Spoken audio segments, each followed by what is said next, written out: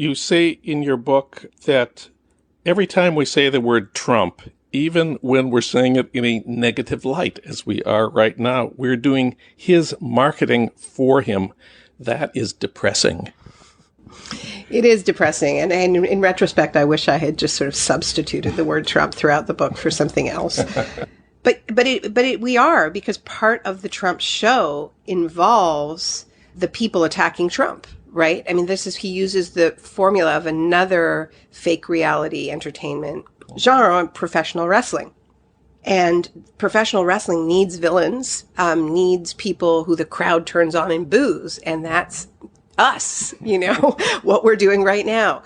The doubters, the haters, the people who insist that there is something called reality. And so we are in the show, and we need to find a way to change the channel. We need to find a way to turn it off. And one of the things that worries me is some idea that the way to beat Trump is to come up with a better brand, that, a bigger billionaire celebrity to do battle with him on his own turf. And I actually think the only thing that can pierce this is a political project that is offering people such tangible and meaningful improvements to their daily life. Not a show about bringing back the jobs, but actually a 21st century jobs plan that is about meeting the crisis of climate change and making sure that the jobs created are unionized jobs that pay a middle class wage, which unfortunately has not been enough of the green jobs discourse, right? And fighting for single payer universal health care and getting rid of tuition fees. This is the platform Jeremy Corbyn ran on. And it was really interesting how when he issued his manifesto, that changed everything in the campaign. I mean, he was so behind in the polls.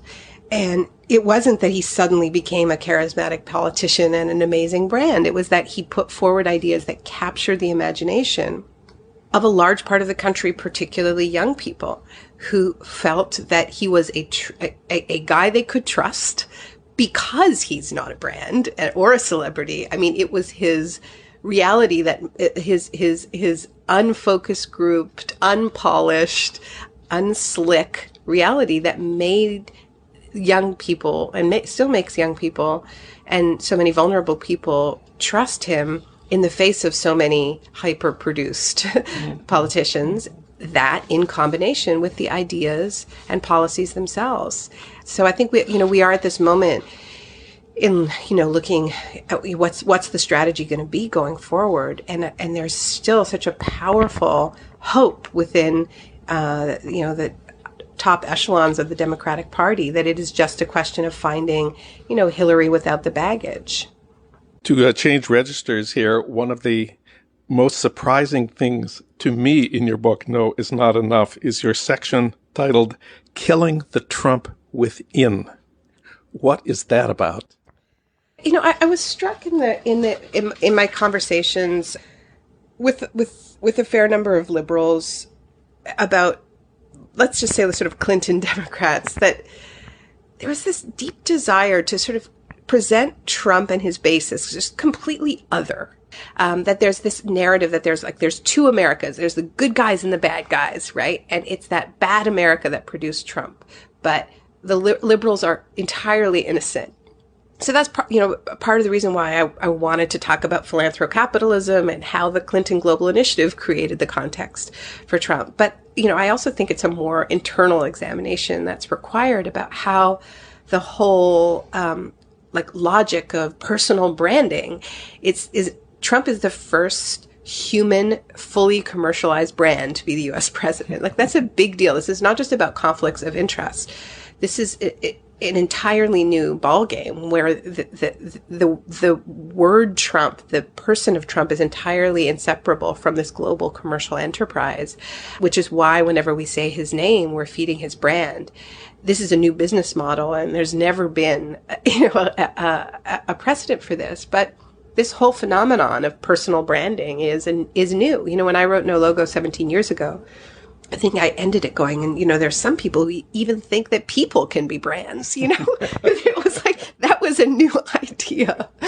And now, we're all running our own little reality TV show from our social media feeds, curating our own life for external consumption. Our organizations use all the tools of corporate branding to take ownership over campaigns and promote and fundraise. And I think particularly in this moment, all of that needs to be interrogated, because the thing about the logic of branding is that it's the antithesis of the logic of building a broad social movement, because brands are possessive and brands are competitive, where social movements are expansive and they open their arms and they want everybody. And so that's why I put that section in. And also just because I really do believe Trump is dystopian fiction come to life. And so all of these things that scare us about Trump, the fact that he has no attention span, that he doesn't read, that he functions at this hyperactive speed that makes everybody frantic around him. I mean, that's a reflection of the direction our culture is going in. So this is why we are at this moment where it's like, do we try to compete with Trump on this sick terrain, or do we try to get to a different place? Your book includes a call for utopian thinking, and I want to try out my utopia on you. We stop every Trump initiative. No Trump care, no tax cuts for the rich. What do you think of that as a utopia? I think it's not ambitious enough because, that best case scenario, we stop every one of Trump's initiatives. We end up exactly where we were before Trump arrived, and that is the ground that produced Trump. So we can't just be negative and reactive. We have to stop them, but we have to do this complicated thing of stopping and building at the same time, of saying no and proposing the yes, right? That jujitsu. And that's the beauty of what's happening in California with single payer. It is the no to Trump care and the yes of single payer in sharp contrast to it. And that's what we need to be doing at every front. But more importantly, we need to be connecting the dots between all of these so that they're not just about issues, but about a shift in values in who we are. We are not this people that is about just becoming part of that small clique of winners in the golden tower in the sky, stepping on everybody along the way.